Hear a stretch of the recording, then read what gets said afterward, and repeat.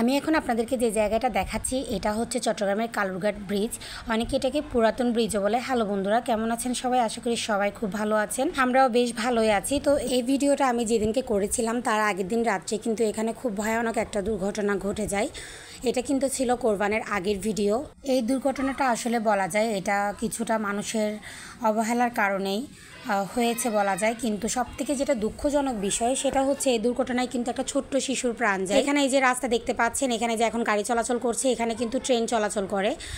এটা কিন্তু ব্রিটিশ আমলে তৈরি করা হয়েছিল। যারা চট্টগ্রামের মানুষ তারা তো অবশ্যই জানেন, আর যারা বাইরের তারা হয়তো জানেন না। কিন্তু এটা হচ্ছে ব্রিটিশ আমলের ব্রিজ এবং এটা প্রকার মেরামত করে করে ব্যবহার করা হচ্ছে। কিন্তু এখানে নতুন করে যে আরেকটা ব্রিজের প্রয়োজন সেটা কিন্তু কোনোভাবেই এটার একটা পদক্ষেপ নেওয়া হচ্ছে না। হয়তো সেটা অনেক বেশি ব্যয়বহুল, তাই হয়তো সরকার এটার কোনো উদ্যোগ নিচ্ছেন না। তো যাই হোক, আর এই যে রাস্তাটা দেখতে পাচ্ছেন এটা কিন্তু নতুন তৈরি করা হয়েছিল। তো শ্রেয়াসের পাপা আর আমার বোন শ্রেয়াস ওরা বাইক নিয়ে ব্রিজ দিয়ে চলে গেছে আর আমি হেঁটে হেঁটে যাচ্ছি। এটা নতুন করে বানানো হয়েছে কারণ আগের যে ব্রিজটা, পাশে যে ব্রিজটা আছে সেটা দিয়ে হচ্ছে ট্রেন চলাচল করে, তার পাশাপাশি গাড়ি চলাচল করে, তার পাশাপাশি হচ্ছে সেখানে মানুষজনও হেঁটে পায়ে হেঁটে পারাপার হয়।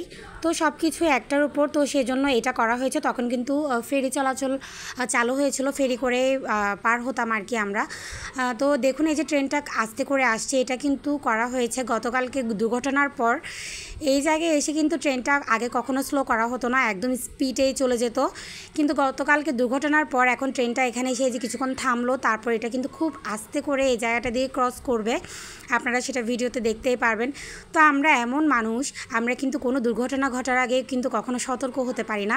এই জায়গাটার মধ্যে এখানে গাড়ি এসে দাঁড়ায়। ইভেন আজকে এখানে কিন্তু একেবারে উপর অব্দি যে জায়গাটাতে মানুষজন দাঁড়িয়ে আছে সেখানে কিন্তু গাড়িও একেবারে উঠে ওয়েট করে আর কি। যখন ট্রেন আসে তখন তো গাড়ি বন্ধ করে দেওয়া হয়, তখন গাড়িগুলো এখন উপরে চলে আসে। কিন্তু আজকে কিন্তু এত উপরে গাড়ি আসতে দেওয়া হয়নি।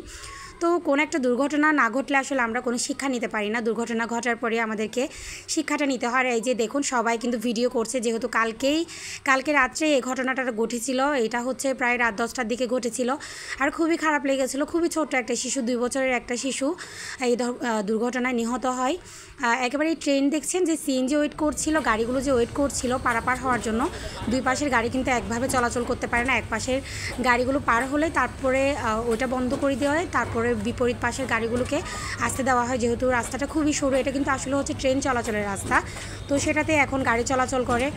আর এই যে দুর্ঘটনার মধ্যে এই বাচ্চাটা নিহত হলো, আসলে এটা খুবই সবাইকেই খুবই কষ্ট দিয়েছে এই দুর্ঘটনাটা। তো ট্রেনটা যদি তখন থেকে আগে ভাগে এরকম স্লোলি যেত তাহলে হয়তো অতটা সজোরে গিয়ে সিএনজির উপর উঠে যেত না এবং হয়তো বাচ্চাটাও নিহত হতো না। তো যাই হোক, আমরা কোনো কিছু না ঘটে গেলে হয়তো আমরা শিক্ষা নিতে পারি না। তো আসলে আমাদের আগে ভাগে সতর্ক হওয়া উচিত যাতে কোনো দুর্ঘটনা না